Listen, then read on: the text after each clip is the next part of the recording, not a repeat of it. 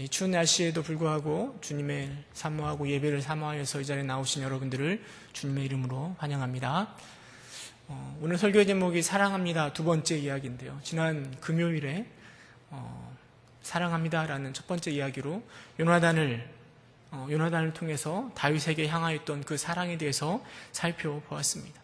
다윗과 요나단의 우정을 통해서 우리가 무엇을 생각할 수 있는가 하면 사랑이 있어서 정말 중요한 건 사랑의 결과가 아니라 사랑 그 자체라는 것입니다.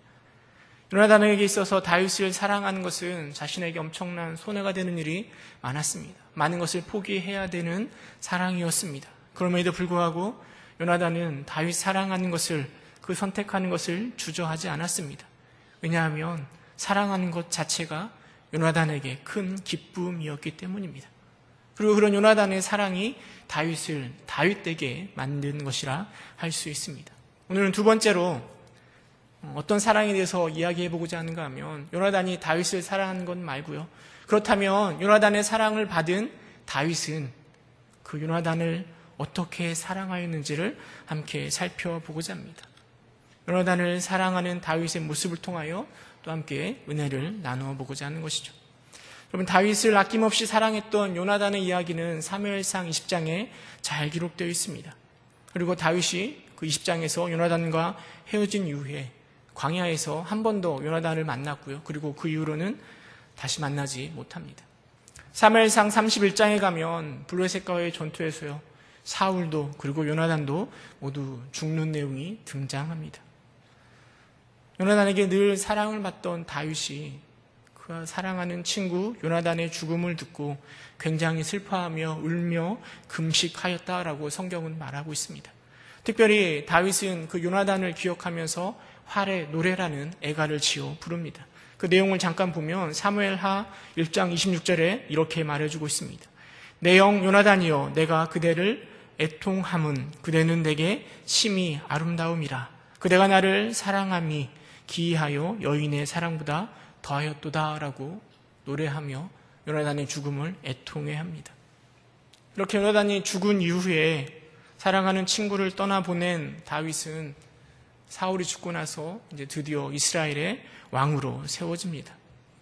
다윗은 어디로 가든지 하나님께서 이기게 하셨고 많은 전리품을 얻게 하셨고, 그리고 그 전리품을 통하여, 그 승리를 통하여 이스라엘을 어느 시대보다도 부강하고 풍요롭게 만들었고 그렇게 통치하였습니다. 이렇게 나라가 안정이 되자 다윗은 요나단을 기억합니다. 은혜를 베풀 자를 찾습니다. 그리고 찾은 사람이 바로 무비보셋입니다. 요나단의 유일한 혈육 아들이었던 무비보셋을 찾고 있는 것이죠. 사실 성경은 무비보셋에 대해서 여러 차례 언급하고 있습니다. 한 4번 정도 무비보셋이 언급하고 있는데요. 가장 먼저 언급된 곳이 어딘가 하면 사무엘하 4장 4절 말씀입니다. 사무엘하 4장 4절 함께 찾아보실까요? 사무엘하 4장 4절 함께 읽어보도록 하겠습니다. 사무엘하 4장 4절 함께 읽어보도록 하겠습니다. 시작. 사울의 아들 요나단에게 다리 저는 아들 하나가 있었으니 이름은 무비보셋이라. 전에 사울과 요나단이 죽은 소식이 이스라엘에게 올 때에 그의 나이가 5살이었는데 그 유모가 안고 도망할 때 급히 도망하다가 아이가 떨어져 절개되었더라. 성경은 지나가면서 이 무비보셋에 대해서 잠깐 언급합니다. 어떤 사람인가 하면 다리를 저는 요나단의 아들이라고 언급하고 있습니다. 그리고 다리를 절개된 그 이야기를 잠깐 들려줍니다. 이 무비보셋이 다리를 절개된 이유는 무엇인가 하면 사울과 요나단이 블레셋에 의해서 죽던 그날 이스라엘은 블레셋에 의해서 완전히 짓밟혀지게 되었습니다. 그날에 요나단의 아들이며 사울의 손주였던 무비보셋은 블레셋 사람들에게 걸리면 죽음을 피할 수 없는 상황이었기 때문에 무비보셋은 정신없이 도망칠 수밖에 없습니다. 그때 유모가 겨우 5살밖에 안 된 무비보셋을 데리고 도망을 치는데요. 그런데 도망하다가 아이를 떨어뜨리고 맙니다. 그리고 이 일로 인하여서 무비보셋은 다리를 다치고 그리고 그 다리를 평생 절며 살아가게 되었던 것입니다. 그리고 더 이상 무비보셋에 대해서 성경은 언급하고 있지 않은데요. 그런데 우리는 이 성경이 한 절을 통해서 무비보셋이 어떤 삶을 살아왔을까 좀 상상할 수 있을 것 같습니다. 여러분, 다윗을 절었던 무비보셋은 어떤 삶을 살았을까요?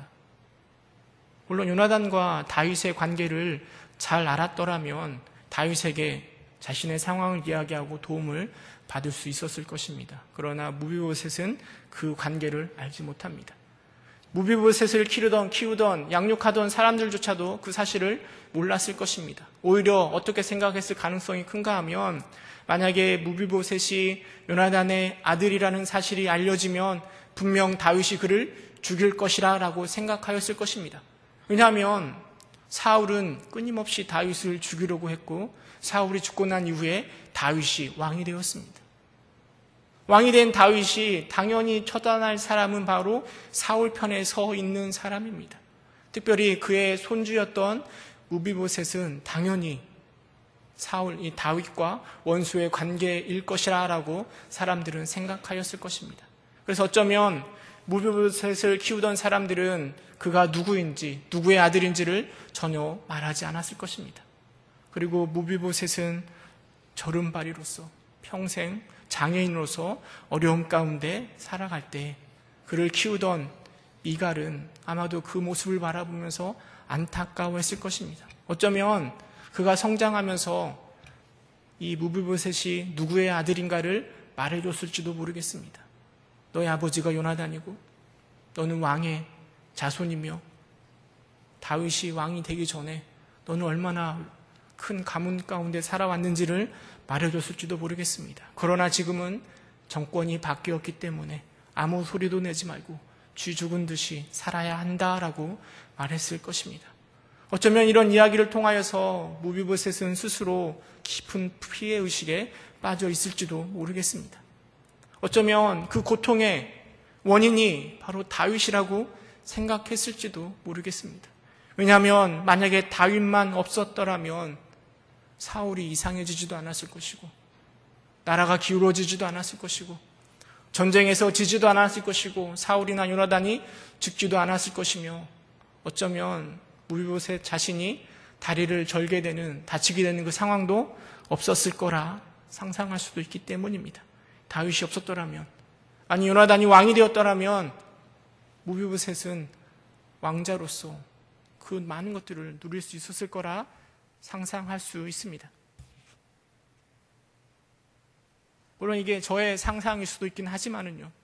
그러나 우리는 절음발이 무비보셋의 삶이 결코 쉬운 삶이 아니라는 것을 우리는 얼마든지 생각해 볼 수 있습니다. 그리고 나서 두 번째로 무비보셋의 기록이 어디에 적혀 있는가 하면 9장에 기록되어 있습니다. 첫 번째 기록 이후에 몇 년이 지난 무비보셋은 성인이 되었습니다. 그러나 그때 사고로 인하여 여전히 그는 불구의 모습으로 살아가고 있습니다. 그런데 어느 날 낯선 사람이 무비보셋을 찾아왔습니다. 뭐라 말하는가 하면 예루살렘에서 다윗 왕이 당신을 찾는다라고 전해주는 것입니다. 여러분, 다윗이 자신을 찾는다라는 이야기를 들었을 때 무비보셋의 마음이 어떠했을까요? 아마도 이제는 죽었구나. 다윗이 사울의 모든 자손들을 잡아 죽이려고 하는 거구나 라고 생각했을지도 모르겠습니다. 그러나 다윗의 마음은 그렇지 않습니다. 이제 다윗은 이스라엘의 왕으로 많은 사람들로부터 존경을 받고 인정을 받고 있습니다. 그런 상황 속에서 다윗은 무엇을 생각하였는가 하면 요나단을 기억한 것입니다. 이미 많은 시간이 지나긴 하였지만 다윗은 요나단의 사랑을 기억하며 그 은혜를 갚을 수 있는 방법을 생각한 것입니다. 그리고 수소문 끝에 요나단의 아들인 이 무비보셋을 찾아낸 것입니다. 그리고 그에게 사랑을 베풀기 위하여서 사람을 보내고 그를 예루살렘으로 인도한 것입니다. 그런 사실을 모르는 무비보셋은 다윗에게 나아갈 때 많은 두려움 가운데 나아갔을 것입니다. 이제는 죽었구나 하는 생각 가운데 나아갔을 것입니다. 그런데 그런 무비보셋에게 다윗이 뭐라 얘기하는가 하면 9장 7절에 이렇게 이야기합니다. 다윗이 그에게 이르되 무서워하지 말라. 내가 반드시 내 아버지 요나단으로 말미암아 내게 은총을 베풀리라. 내가 내 할아버지 사울의 모든 밭을 다 내게 도로 주겠고 또 너는 항상 내 상에서 떡을 먹을지니라 라고 이야기하고 있습니다. 다윗이 뭐라 얘기하는가 하면 두려워 떠는 그에게 무서워하지 말라라고 이야기합니다. 내가 너에게 은총을 베풀리라 라고 이야기합니다. 그리고 베풀어준 은총이 무엇인가 하면 사울에게서 빼앗은 그 땅을 돌려주겠다라는 것입니다. 그리고 다윗은 그 무비보셋을 배려하여서 그 저른바리를 배려하여서 종인 시바라는 종을 그에게 붙여주어서 그 땅을 경작할 수 있도록 관리할 수 있도록 도와주고 있습니다. 성경은 그 땅이 얼마나 넓은 땅인지 말해주고 있지는 않지만 그 종의 아들이 15명이고 그 시바의 종이 20명인 것을 생각해 볼 때 그 땅은 결코 작은 땅이 아닐 것입니다. 뿐만 아니라 또 무엇을 해주는가 하면 그 무비보셋으로 하여금 자신과 함께 같은 상에서 식사를 할 수 있도록 인정해 주는 것입니다. 여러분, 함께 식사를 한다는 게 무슨 의미겠습니까? 다른 사람들은 다 원수 관계일 거라 생각하고 있었지만 다윗은 그를 자신의 가족으로 생각하는 거예요. 자신의 아들로 생각하고 함께 식사할 수 있는 자리로 초대하고 그 이후로 계속 끊임없이 함께 식사할 수 있도록 인도한 것입니다. 저는 이런 다윗의 행동에 많은 의미를 두고 싶습니다. 무비보셋을 찾는 다윗은 그의 삶에 있어서 정말 중요한 결정을 하고 있는, 삶의 방향을 정하고 있는 때라고 생각되어집니다. 여러분, 다윗은 모든 것을 충분히 할 수 있는 권력과 물질을 가지고 있습니다. 이제는 자기가 원하는 것은 무엇이든 할 수 있습니다. 사실 그 전에 20년 긴 세월 동안 사울을 피해 도망쳤지만 이제는 왕이 되었고 그가 하고 싶은 모든 것을 할 수 있는 상황이 되었습니다. 그런데 그때 다윗은 무엇을 하길 원했는가 하면 사랑하기를 바랬던 것이, 요나단에게 받은 그 사랑을 기억하며 그 사랑을 베푸는 일에 자신의 힘을 쓸 것을 결정한 것입니다. 그리고 무비보셋을 불러다가 그에게 아낌없이 그 사랑을 더하여 줍니다. 아마도 다윗의 마음 가운데 그에게 사랑을 베풀려고 했던 그 이유는 요나단과의 언약 때문이었을 것입니다. 사무엘상 20장 42절에 보면 요나단이 다윗에게 이르되 평안히 가라. 우리 두 사람이 여호와의 이름으로 맹세하여 이르기를 여호와께서 영원히 나와 너 사이에 계시고 내 자손과 내 자손 사이에 계시니라. 다윗은 요나단과 언약합니다. 너와 내 사이에 하나님이 계시고 너와 나뿐만 아니라 내 자손들 사이에도 여호와 하나님이 계시며 그 안에서 언약을 하며 서로의 사랑의 언약을, 우정의 언약을 맺은 것입니다. 다윗은 얼마든지 무시할 수 있는 상황이지만, 왜냐하면 요나단이 죽었기 때문에요. 그러나 그 모든 것들, 자신이 가지고 있는 많은 것들을 다 가지고 다른 것을 하는 것이 아니라 그 사랑 베푸는 일을 감당하고 있음을 우리는 기억해야 될 것입니다. 그렇다면 한 가지 또 생각해 볼 것은, 이런 다윗의 사랑이요, 여러분 무비보셋에게 어떤 영향력을 미쳤을까요? 피해의식에 사로잡혔을지도 모르는, 다윗과 원수가 될 것이라 라고 생각했던 무비보셋에게 다윗은 아낌없이 사랑해 줍니다. 그의 모든 것을 다하여 그를 사랑해 줍니다. 그런 사랑을 받은 무비보셋의 삶은 어떻게 변화되었을까요? 다시 무비보셋이 성경에 기록되어 있는 것은 사무엘하 16장에 넘어가서입니다. 그런데 16장에 기록되어 있을 때 다윗의 상황은 9장에서 무비보셋에게 사랑을 베풀 때의 상황과는 전혀 다른 상황입니다. 16장의 상황이 어떤 상황인가 하면 다윗에게 있어서 최대의 위기의 상황입니다. 아들인 압살롬이 반역하여 다윗을 죽이고자 하고 있는 상황입니다. 예루살렘으로 진격해오는 압살롬을 피하여 다윗은 다른 곳으로 도망치고 있는 상황입니다. 아무런 준비도 없이 목숨만 살리기 위해서 그렇게 도망치고 있는 상황 가운데 무비보셋의 이야기가 등장합니다. 무비보셋이 실제로 등장하는 것은 아니고요, 그의 종이었던 시바라는 사람이 도망치는 다윗에게 나아온 것입니다. 그리고 도망치는 다윗에게 무엇을 전해주는가 하면 많은 음식물들을 그에게 전달해 줍니다. 그렇게 전달해 주는 그 그 시바의 손길에 다윗이 얼마나 기뻐하고 위로가 되었겠습니까? 그런데 이 무비보셋이 보이지 않다 다윗은 어디 있느냐고, 무비보셋이 어디에 있느냐고 질문합니다. 그때 시바가 이야기해 준 내용이 사무엘하 16장 3절에 기록되어 있는데 우리 함께 찾아보도록 하겠습니다. 사무엘하 16장 3절 함께 읽도록 하겠습니다. 시작. 왕이 이르되 내 주인의 아들이 어디 있느냐 하니 시바가 왕께 이르되 예루살렘에 있는데 그가 말하기를 이스라엘 족속이 오늘 내 아버지의 나라를 내게 돌리라 하니이다 하는지라. 여러분, 무비보셋이 뭐라 말했다고 이야기하고 있는가 하면 오늘 내 아버지의 나라를 내게 돌리리라 라고 이야기하였다라는 것입니다. 이게 무슨 내용입니까? 다윗이 쫓겨나갈 때 무비보셋은 무엇을 생각하고 있는가 하면 이제 다윗의 나라는 끝이 났으니까 이제 다시 사울의 나라를 세워 내가 그 나라를 다시 세워야겠다라는 이야기를 하였다라는 것입니다. 여러분, 이 무비보셋의 이야기는 다윗에게 큰 충격이었을 것입니다. 아니, 얼마나 사랑해 주었는데 어떻게 그렇게 행동할 수 있을까? 아니, 다윗이 많은 것을 다 포기해가며 그를 사랑해 주었는데 돌아온 것은 배반이었습니다. 여러분, 이 시바의 말을 들을 때 안 그래도 압살롬으로 인해서 너무나 힘들고 많은 사람들이 자신을 버리고 압살롬 편에 섰을 때 그 마음이 힘들었을 텐데요. 이런 무비보셋의 이야기를 들었을 때 다윗은 정말 자기의 모든 것들을 포기하고 싶은 심정이었을 것입니다. 다윗은 그 분노 속에서 무비보셋에게 준 땅을 시바에게 주겠다라고 약속합니다. 그리고 나서 또 한참의 시간이 흐른 후에 압살롬이 죽게 되고 그리고 다시 다윗은 예루살렘으로 입성할 때 무비보셋이 등장합니다.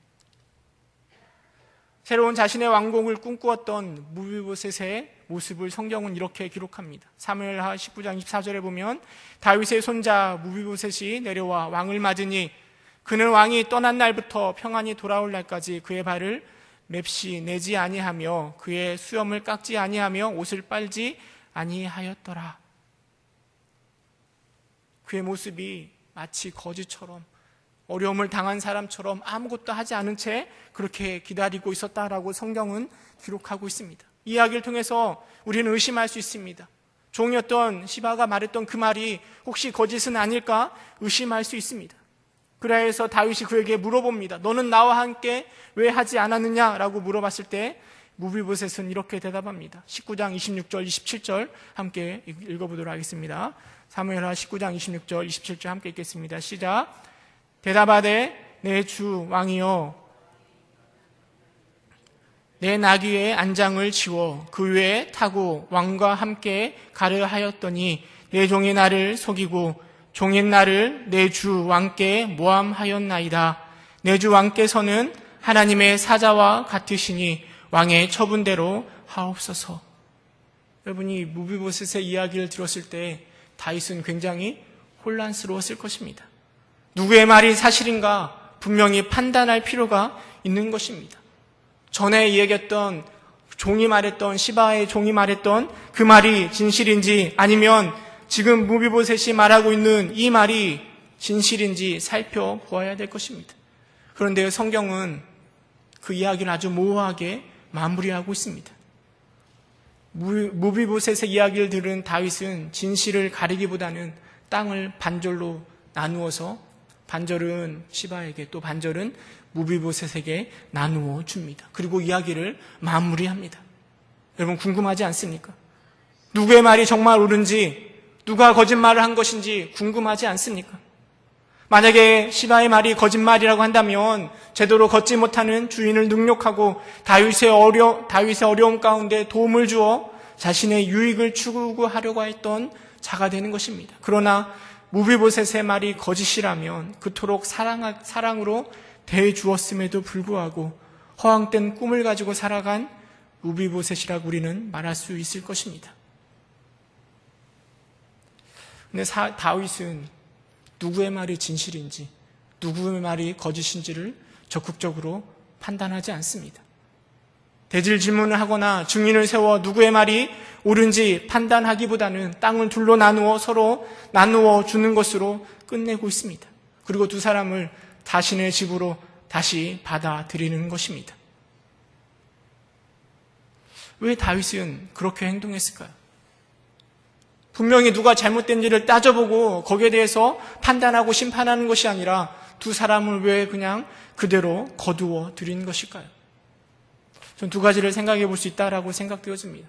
첫 번째는 다윗이 생각할 때 이 모든 해결책은 사랑이라는 것을 깨닫게 된 것은 아닐까 생각해 볼 수 있습니다.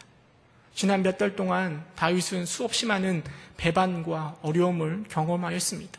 심지어는 아들인 압살롬의 배반도 그가 경험하였습니다.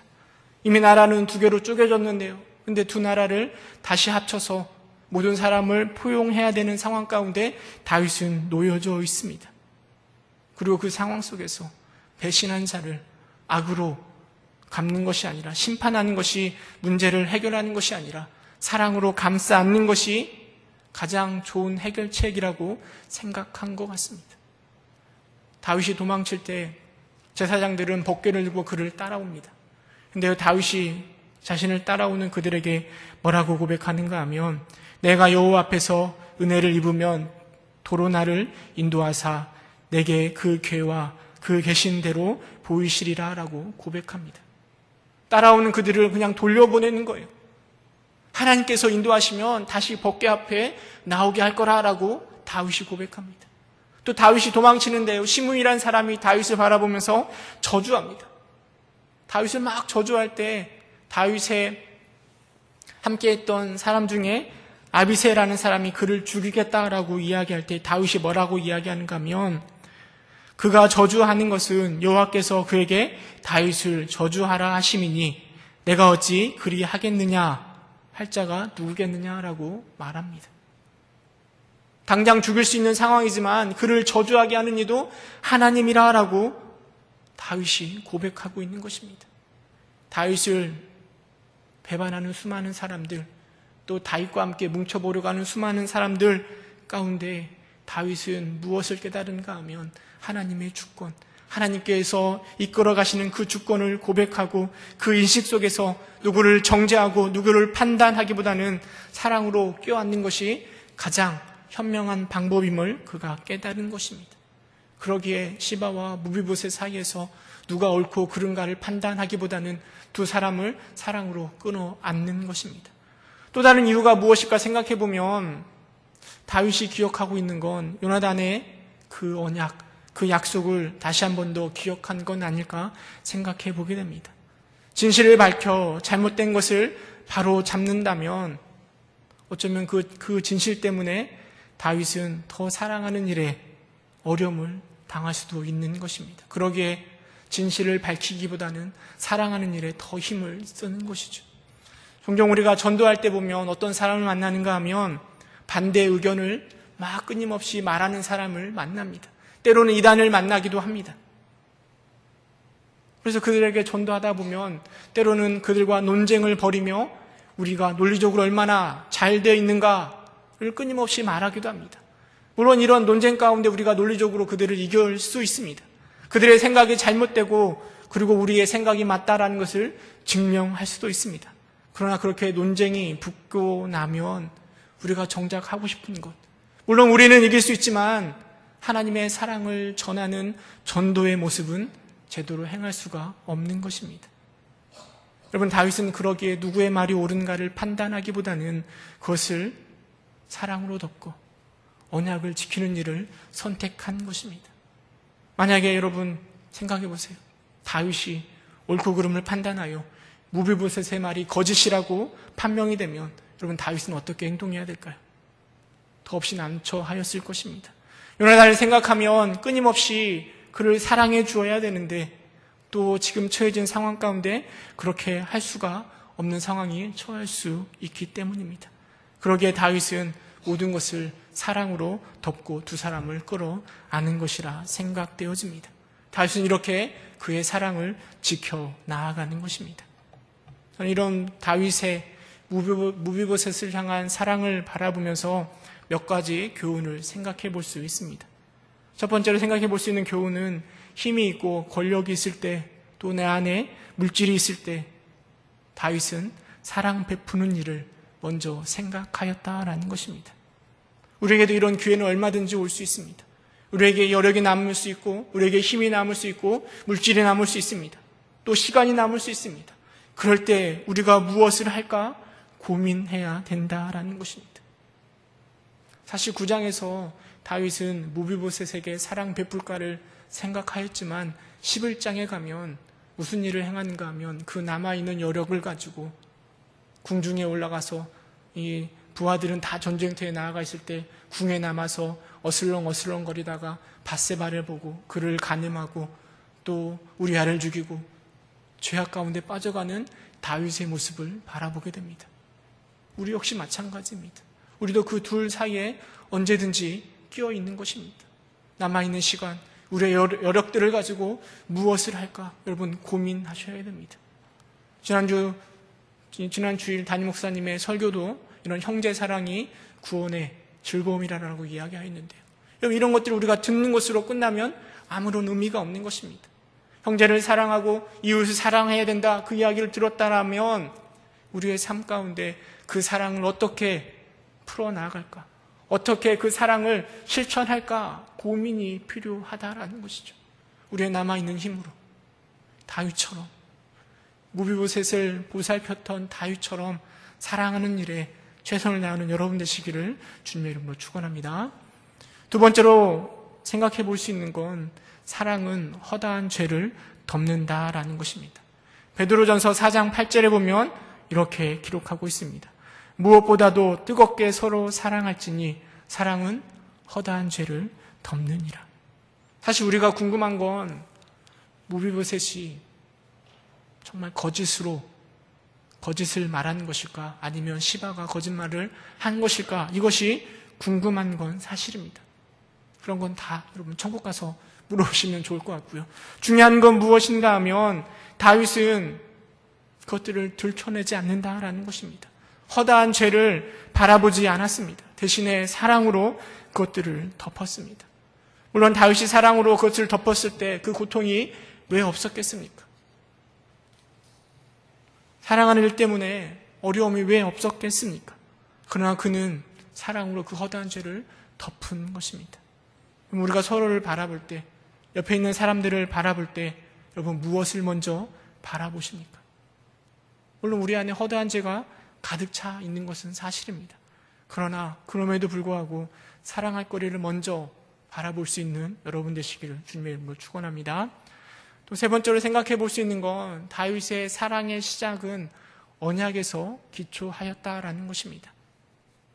요나단과의 언약, 너와 나뿐만 아니라 우리 자손들 가운데 그 언약을 세우고자 하였던 그 언약이 끊임없이 무비보셋을 향하여 사랑을 전하도록 한 것이라는 것이죠. 여러분 우리는 이런 다윗의 상황을 우리에게도 얼마든지 적용해 볼 수 있다라고 생각되어집니다. 다윗을 아낌없이 사랑한 요나단 그리고 그와의 언약은 우리 가운데도 동일하게 임하고 있습니다. 요나단의 사랑과는 비교할 수 없는 사랑이 우리에게 있습니다. 바로 예수 그리스도의 사랑입니다. 요나단의 사랑은 사울의 위협으로부터 다윗을 건져내 준 것처럼 그리스도의 사랑은 우리를 죄에서 해방시켜 주셨습니다. 그의 십자가의 사랑은 우리에게 엄청난 것을 선물로 주셨습니다. 구원을 주셨고 천국을 우리에게 선물로 주셨습니다. 그리고 그 사랑은 우리로 하여금 언약을 맺게 합니다. 그 언약 안에서 우리는 하나님을 사랑하고 이웃을 사랑하라는 계명을 가지게 된 것입니다. 다윗이 요나단의 가문을 그 무비보셋을 아낌없이 사랑한 것처럼 이제 우리가 그 언약 가운데 그 사랑 가운데 하나님을 사랑하고 이웃을 사랑할 때라라고 생각되어집니다. 그리스도의 사랑은 또 하나님과의 맺은 언약은 우리로 하여금 원수까지도 사랑할 수 있는 그 자리까지 인도하는 것 아니겠습니까? 다윗의 사랑은 그 언약을 기초로 하여서 무비보셋을 아낌없이 사랑해 주었습니다. 여러분 우리의 사랑도 그런 사랑 될 수 있기를 소망합니다. 주님의 크신 사랑이 우리로 하여금 사랑이 넘치는 자, 어디를 머물든지 우리를 통하여 그 사랑이 가득 넘치는 하나님의 귀한 사람으로 살아가시는 여러분 되시기를 주님의 이름으로 축원합니다. 함께 기도하겠습니다. 은혜가 풍성하신 하나님, 불쌍한 무비보셋을 아낌없이 사랑하였던 다윗의 모습을 우리가 생각해 봅니다. 때로는 그 사랑 가운데 제대로 반응하지 못하고 때로는 배반의 모습까지도 보이지만 여전히 그를 사랑하는 다윗의 모습이 하나님 우리의 모습 가운데 나타날 수 있기를 간절히 소망합니다. 우리의 남아있는 여력을 가지고 사랑하는 일에 최선을 다하게 하시며 하나님 그 사랑을 통하여 우리 안에 있는 허다한 죄를 덮는 자 될 수 있도록 주님 도와주시고 그리스도의 사랑을 힘입어 아낌없이 끊임없이 사랑을 베푸는 자 될 수 있도록 주님께서 인도하여 주옵소서. 예수님의 이름으로 기도드립니다. 교회 소식 전하도록 하겠습니다. 다음 주일 2부 예배 때는 공동의회가 있습니다.